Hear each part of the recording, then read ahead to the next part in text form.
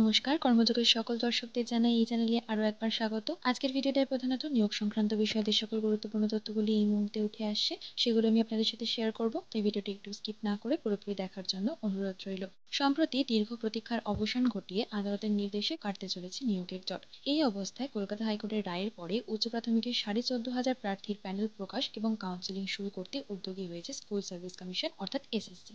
SSC সূত্রে জানা গিয়েছে যে আগামী 22 এবং 23 সেপ্টেম্বর নাগাদ কাউন্সেলিং শুরু হতে পারে। এই পর্বে রিকমেন্ডেড লেটার বা সুপারিশপত্র পাবেন। এরপর সদ্য সুপারিশপত্র পাওয়া শিক্ষক শিক্ষিকাদের নিয়োগপত্র দেবে স্কুল পরিচালনা সমিতি।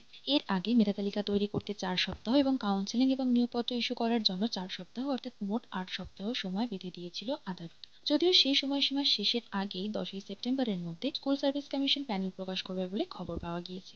তারপর কল লেটার ইস্যু করে কাউন্সেলিং এর জন্য 1 সপ্তাহ সময় দেওয়া হবে প্রার্থীদের।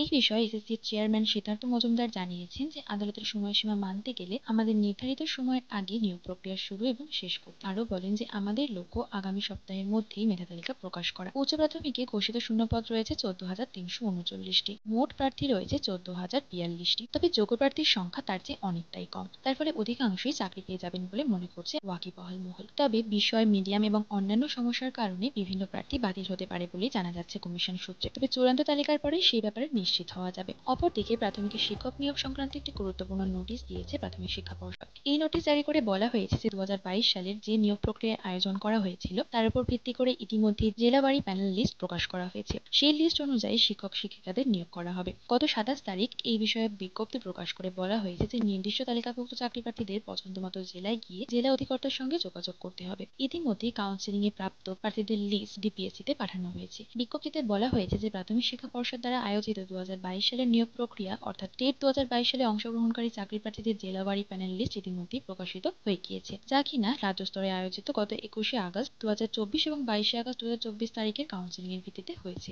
যে সকল চাকরি প্রার্থীরা কাউন্সেলিং এর সময় নিজেদের পছন্দমতো জেলা নির্বাচন করেছিলেন তাদের নির্বাচিত জেলার জেলা শিক্ষা অধিকর্তার সঙ্গে গিয়ে যোগাযোগ করার কথা বলা হয়েছে ওই বিজ্ঞপ্তিতে। প্রাথমিক শিক্ষা পর্ষদ তরফে 2022 সালের প্রার্থীদের নিয়োগ সংক্রান্ত এই বিজ্ঞপ্তি সামনে আসতে খুশির জোয়ার বয়ে গিয়েছে যোগ্য প্রার্থীদের মধ্যে। রাজ্যের এই পদক্ষেপের মাধ্যমে দীর্ঘ 2 বছর পর অবশেষে নিয়োগ পেতে চলেছেন 2022 সালের চাকরি প্রার্থীরা, যার দরুন রাজ্যের প্রাথমিক স্কুলগুলিতে শিক্ষক পদের খরা কাটতে চলেছে। আজ এতটাই রইল। আশা করি আজকের মতন আপনাদেরকে বেশ কিছুটা চিন্তামুক্ত করে উঠতে পারলাম। আগামী দিনে এমনই সমস্ত গুরুত্বপূর্ণ এবং পজিটিভ আপডেটগুলি সবার আগে পেতে চ্যানেলটিকে সাবস্ক্রাইব করে পাশে থাকা বেল আইকনটা প্রেস করে দেবেন। ভালো লাগলে অবশ্যই একটি লাইক করে দেবেন। ফিরে আসবো এমনই সমস্ত গুরুত্বপূর্ণ তথ্যগুলি আপনাদের জন্য আবারও নিয়ে। ততদিন ভালো থাকবেন, সুস্থ থাকবেন আর দেখতে থাকবেন আপনাদের সবার প্রিয় ইউটিউব চ্যানেল কর্মযোগ।